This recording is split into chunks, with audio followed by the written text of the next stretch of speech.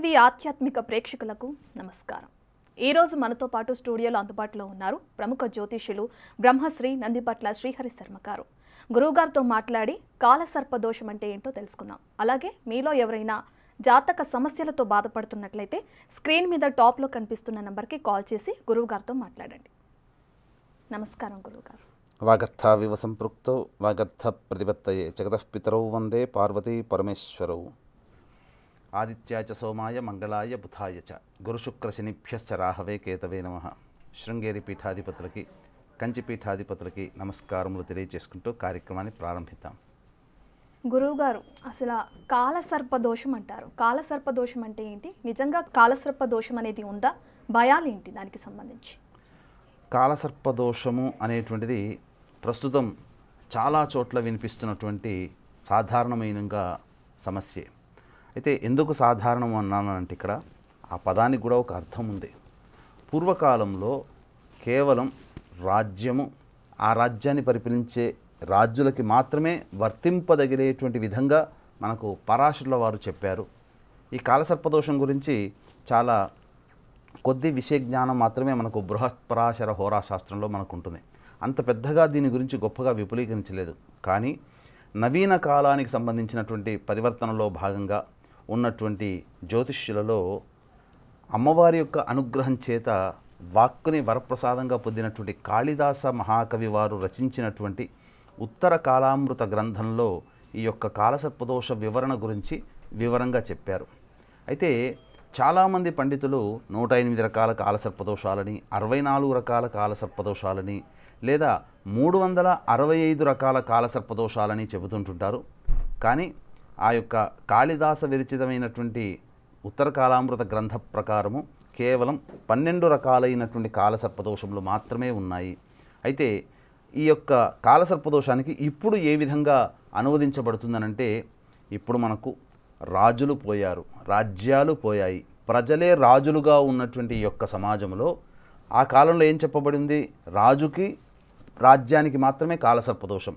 కానీ ఇప్పుడు ప్రజలే రాజులుగా ఉన్నారు. ఎందుకంటే వాళ్ళు నిర్ణయిస్తేనే ఎవరు ప్రధానమంత్రి, ఎవరు ముఖ్యమంత్రి అనేటువంటిది జరిగేది.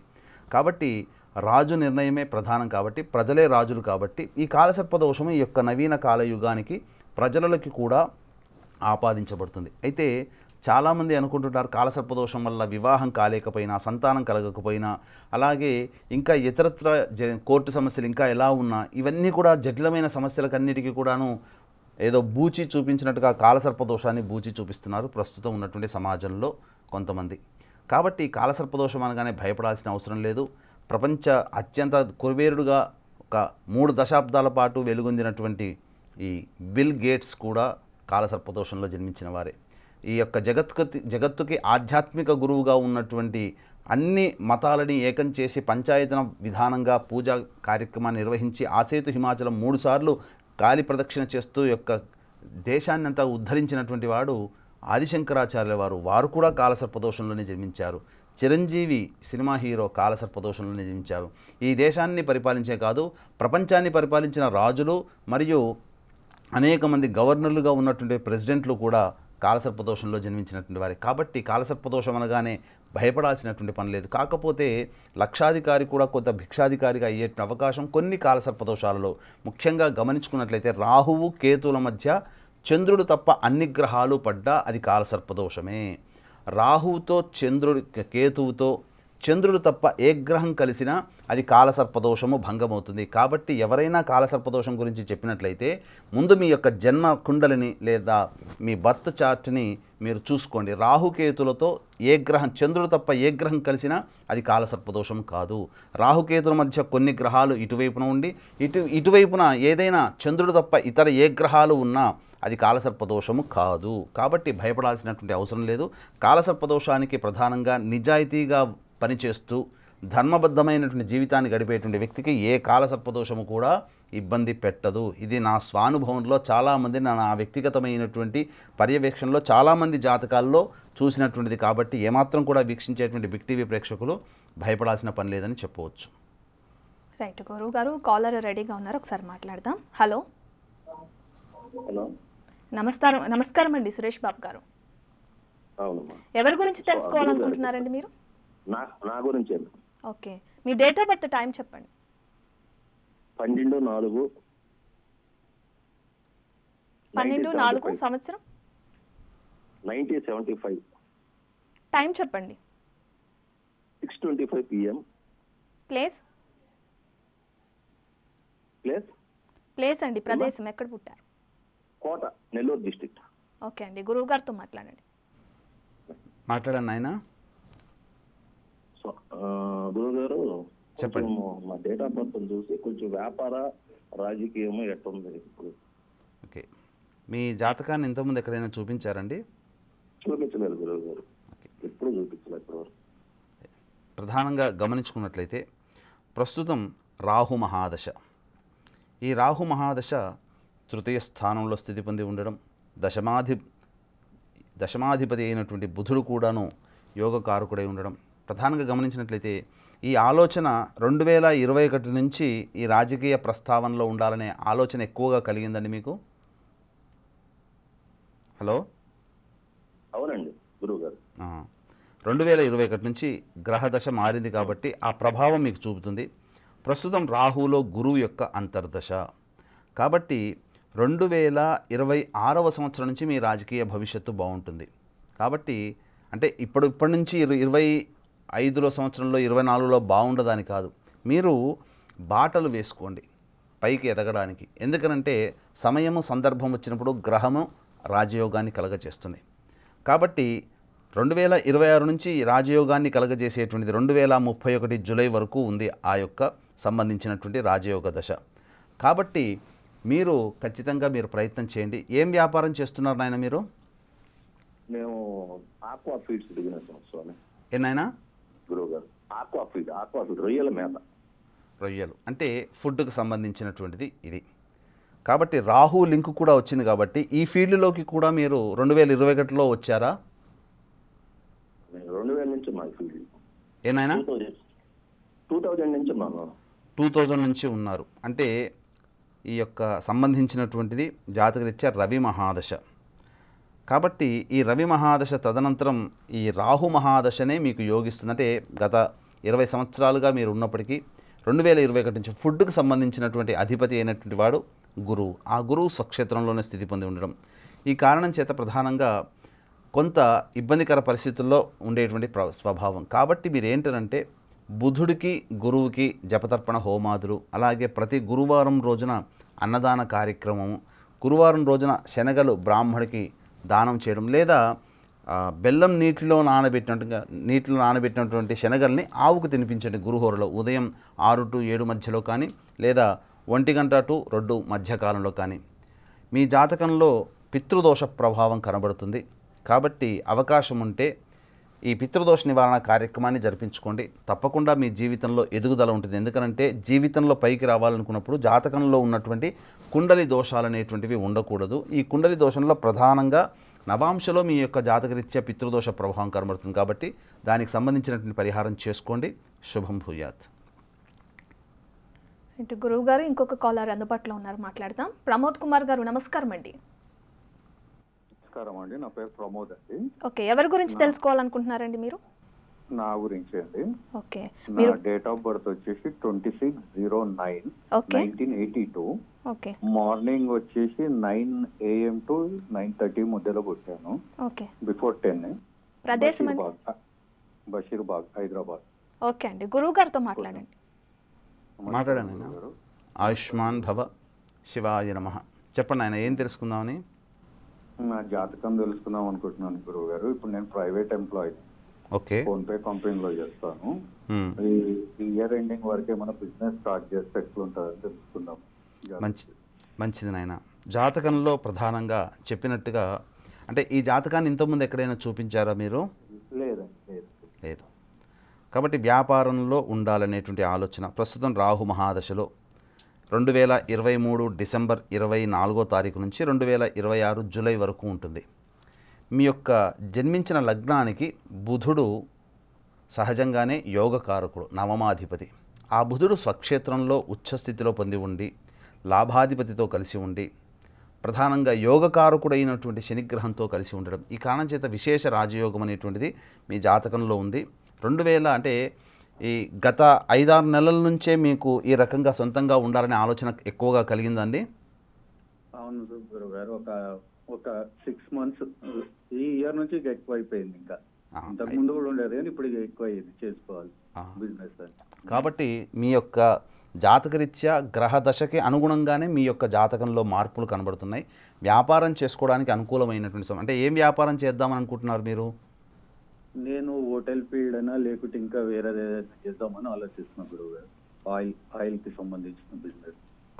హోటల్ ఫీల్డ్ ఆయిల్కి సంబంధించినటువంటిది అన్నారు. హోటల్ అంటే ఫుడ్కి సంబంధించి. జన్మించిన లగ్నానికి యోగకరుడు కాదు. ఆయిల్ అన్నారు కదా, ఎడిబుల్ ఆయిల్ అయినా కానీ ఆటోమొబైల్ సంబంధించినటువంటి ఆయిల్ కానీ ఏదైనా కానీ దాంట్లో మీరు ప్రయత్నం చేయండి, జీవితంలో పైకొస్తారు. మీ జాతకంలో కాలసర్పదోషం ఉంది నాయన. కాబట్టి కాలసర్పదోష నివారణ పూజ అనేటువంటిది ఒకసారి మీరు జరిపించుకోండి. మోపిదేవి క్షేత్రంలో కానీ కుక్కి క్షేత్రంలో కానీ వెళ్ళి తప్పకుండా మీరు ఏదైతే వ్యాపారం చేయాలనుకుంటున్నారో ముందుగా ఈ దోష పరిహారం చేసుకొని మీరు చేసుకోండి. అట్లాగే ఈ యొక్క సంబంధించినటువంటిది జాతకరీత్యా ప్రతిరోజు సూర్యుడికి నమస్కారం, సూర్యాష్టకం 6 సార్లు పారాయణం చేయడం, ఆదివారం నాడు మాంసాహారం భుజించకుండడం, ఇవన్నీ ప్రయత్నం చేయండి. తప్పకుండా జీవితంలో పైకొస్తారు. శుభం భూయాత్. చండీ ప్రియ గారు అందుబాటులో ఉన్నారు గురువు గారు, తనతో కూడా మాట్లాడదాం. ప్రియ గారు నమస్కారం అండి. నమస్తే అండి. ఎవరి గురించి తెలుసుకోవాలనుకుంటున్నారండి? నా గురించే అండి. ఓకే, మీరు ఎక్కడ పుట్టారండి? డేట్ ఆఫ్ బర్త్ చెప్తారా ఒకసారి? 7/3/1982 9 to 10. ఓకే, టైం అండి? 9 to 10 PM అండి. ఓకే, ఉదయమా? ఓకే ఓకే, పిఎం అన్నారు. ఓకే, ప్రదేశం? విజయవాడ అండి. ఓకే అండి, గురువు గారితో మాట్లాడండి. మాట్లాడండి అమ్మా. నమస్తే గురుగారు. ఆయుష్మతి భవ, శివాయ నమః. చెప్పండి అమ్మా, ఏం తెలుసుకుందామమ్మా? నాకు ఎప్పుడు ఏదో ఒక సమస్య ఎప్పుడు వెంటాడుతూ ఉంటుంది. అసలు మెంటల్ టెన్షన్స్ ఎక్కువ ఉన్నాయి గురుగారు, దాని గురించి తెలుసుకోవాలి. ప్రస్తుతం చంద్రమహాదశలో గురువు యొక్క అంతర్దశ ప్రారంభమైందమ్మా. 2024 మార్చి 27 నుంచి 2025 సెప్టెంబర్ వరకు. కాబట్టి రుణస్థానాధిపతి అయినటువంటి గురువు యొక్క అంతర్దశ.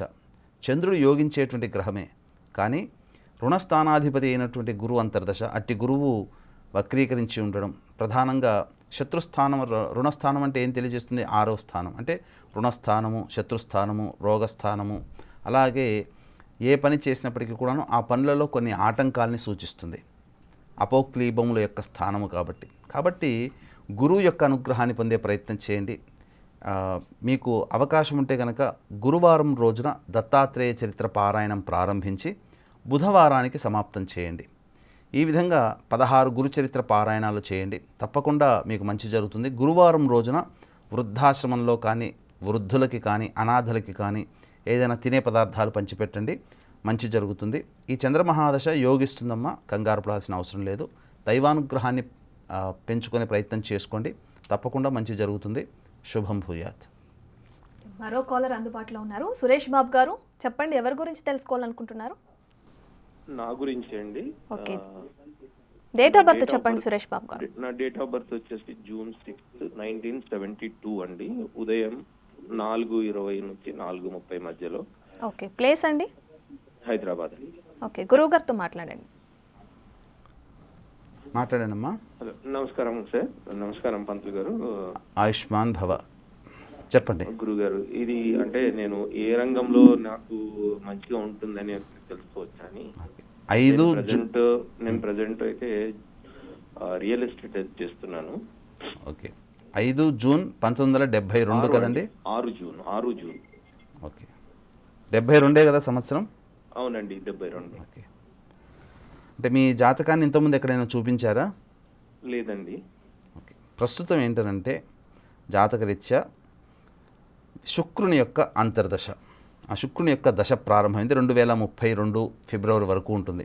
శుక్ర మహాదశలో ప్రస్తుతం నడుస్తున్నటువంటి యొక్క అంతర్దశ ఏంటంటే గురువు యొక్క అంతర్దశ.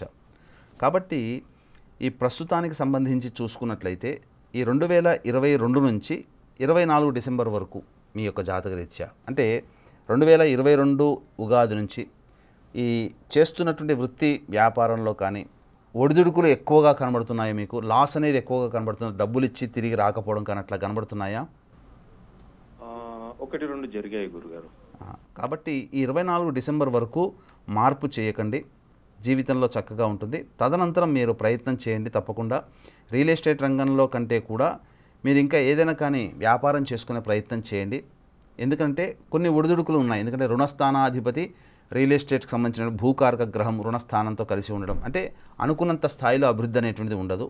మీ జాతకాన్ని పరిశీలన చేసినప్పుడు ప్రభుత్వపరమైనటువంటి రంగంలో అభివృద్ధి ఉంది. అంటే గవర్నమెంట్ కాంట్రాక్టులు ఏదైనా తీసుకునే ఉద్దేశం ఉందా మీకు? ఎందుకంటే ఆ ప్రయత్నం చేయండి, బాగా లాభిస్తుందండి.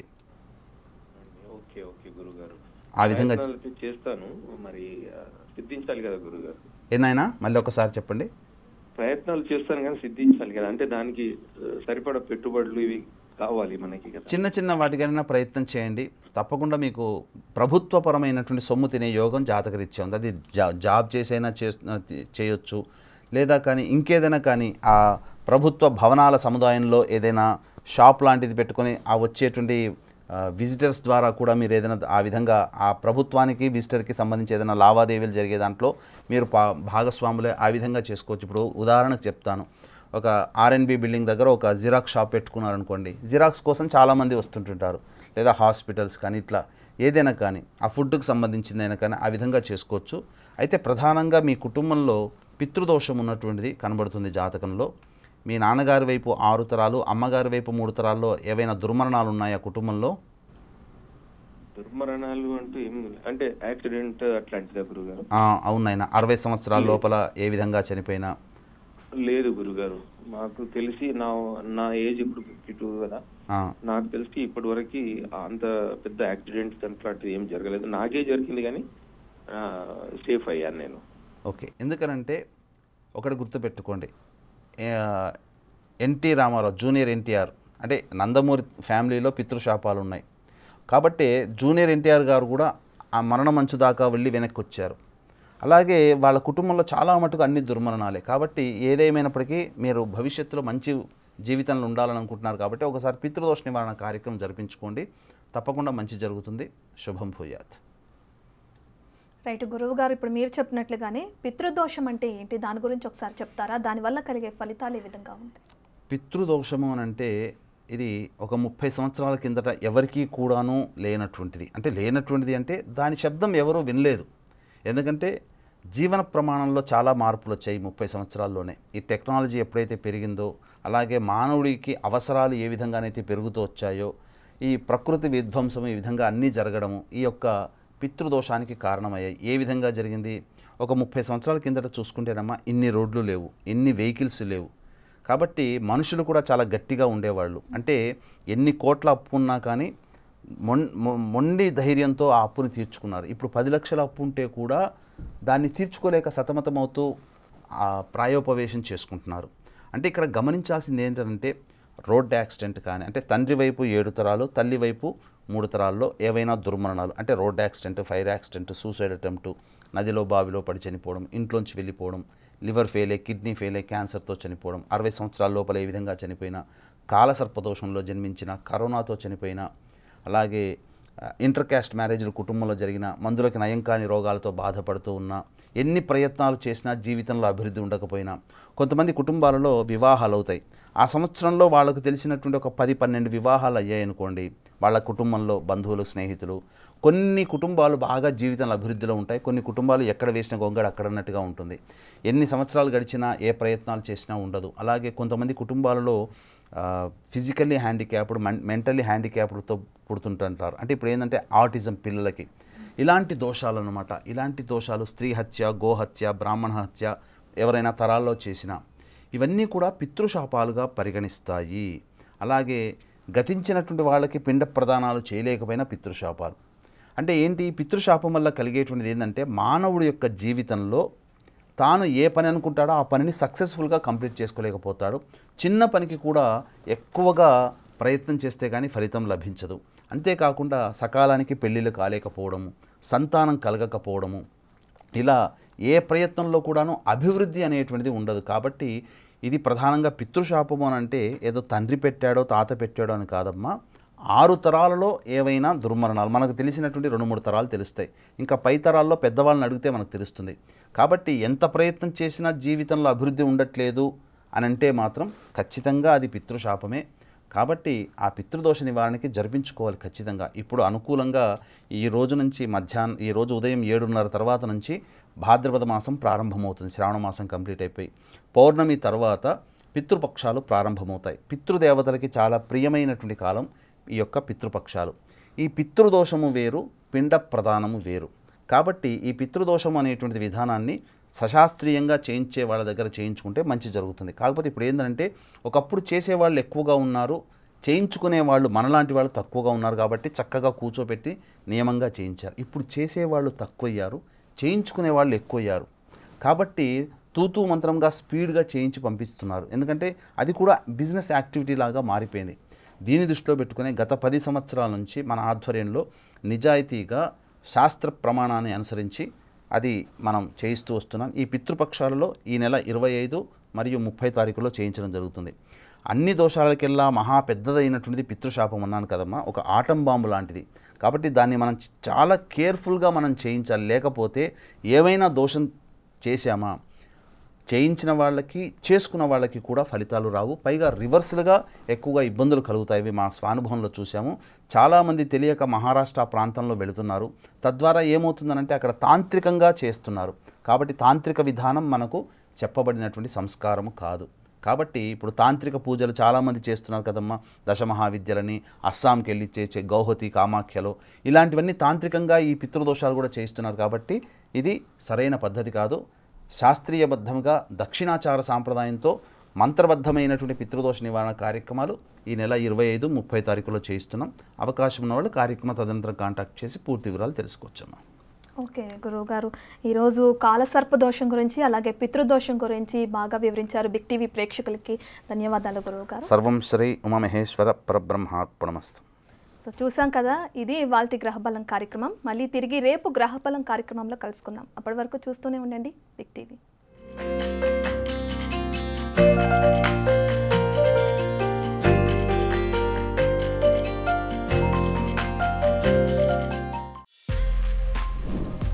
For more videos like this, subscribe Big TV channel.